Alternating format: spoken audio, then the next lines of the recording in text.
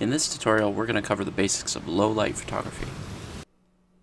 You can think of exposure like a triangle.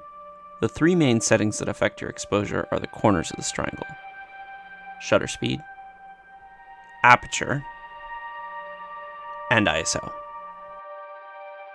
There is a fourth setting.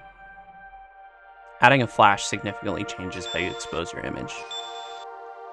Each of these elements contribute to your overall exposure in a different way. We'll just be using the light in the environment, so let's consider flash in a different video.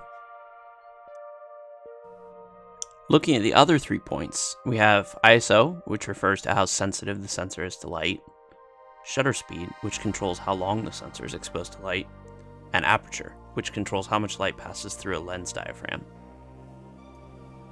If we're exposing our image and we want a shallow depth of field, we'll open the aperture. To compensate for the amount of light now coming to the lens, we'll either need to reduce the shutter speed or the ISO. If we want a greater depth of field, we'll need to close down the aperture. This will reduce the amount of light coming into the lens, and we'll have to compensate by increasing the ISO. Unfortunately, a high ISO will likely create a lot of noise in our image, so it might make more sense for us to decrease the ISO and slow down the shutter speed instead. Sensor sensitivity varies by camera, so knowing what ISO to shoot at just comes with lots of practice. I'd say try and shoot at the lowest possible ISO you can get away with. Let's take a look at what these settings might look like on the camera body. The first thing you're going to want to do is switch to manual focus and switch off any vibration control. The subject is in the background, so we'll go ahead and focus to infinity. Be sure to cover your viewfinder when taking a long exposure, that way you keep out any ambient light. We set the focus earlier, but if your subject is illuminated enough, you can use the autofocus to set the focal distance, and then switch it to manual. If there isn't enough light and your subject is close enough, you can use a flashlight to set the focus, and then switch to manual. I have my ISO set as low as it'll go at 100, a shutter speed of 6 seconds, and I had to close down the aperture a bit to 3.5 because it was too bright. Let's give it a shot. Looks pretty good. Long exposure gives me that nice glassy look on the water.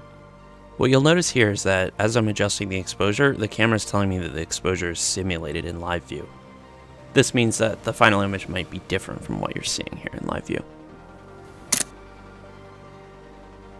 This one came out a little dark, so let's bump the ISO.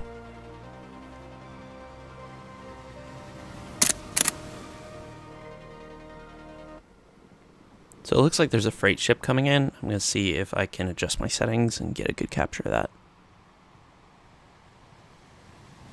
Because the freight ship is a moving object, I'm going to want to increase my shutter speed and then bump up the ISO to compensate.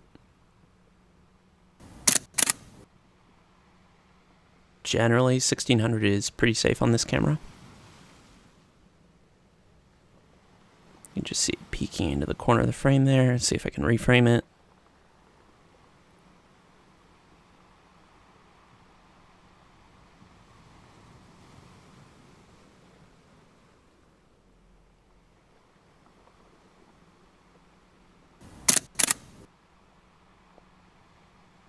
Just snap a few here and see what we get.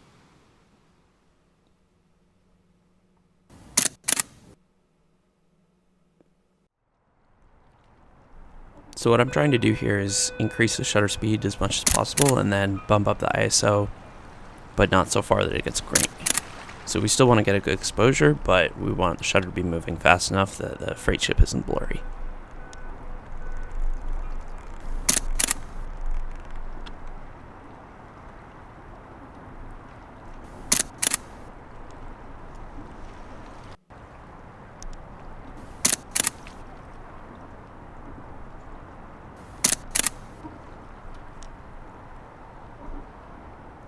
What's super important here is that I want to try and capture a bunch of different images so that I can take a look in post and I'll have a lot more to work with.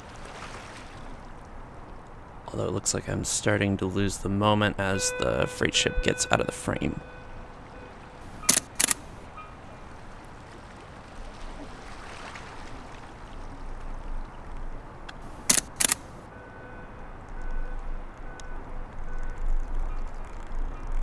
Thanks so much for joining me. If you found this helpful, leave a like. If you have any questions, leave them in the comments below.